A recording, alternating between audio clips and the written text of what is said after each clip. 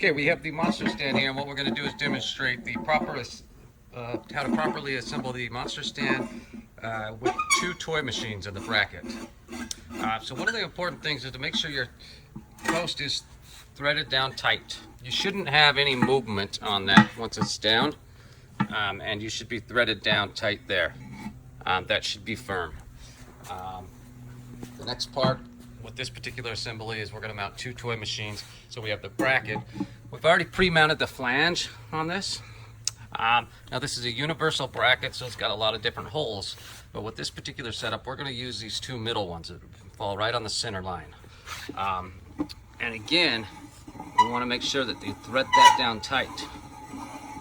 There shouldn't be any movement on the machines itself. If you're on an unlevel floor like we are right now, you could see some slight movement, but just on a regular floor that's not completely unlevel, you should be firm on that. See that bracket's firm. And what we have here is the bottom plate of the toy machine. This is just the kind of the inside view, and the reason I do this is because with the front panel and everything, it's kind of hard to see, and there's a lot of different holes and stuff going on here. And like I said, this is a universal bracket that's meant to for a number of different machines. With this particular setup, what we generally recommend you do is we're going to be looking at these holes here.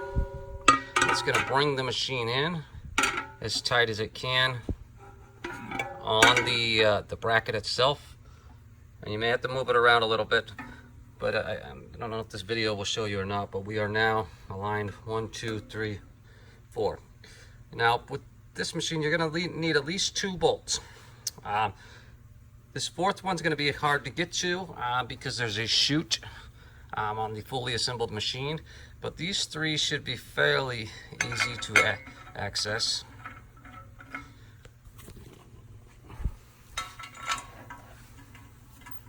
And you'll just want to tighten these down with a 10mm wrench or ratchet, and make sure everything's snug. If you have a ratchet, use it. It allows you to get in there and easily kind of ratchet it down tight. And then you just do the same thing with the opposite side. You should have a small space between. It shouldn't be too large. Your whole machine's going to sit on the bracket, and you shouldn't have any wobble on that. If you're got everything secured down the way it should be, you shouldn't have any wobble. You shouldn't see any thread exposed here. You shouldn't see any thread exposed down there.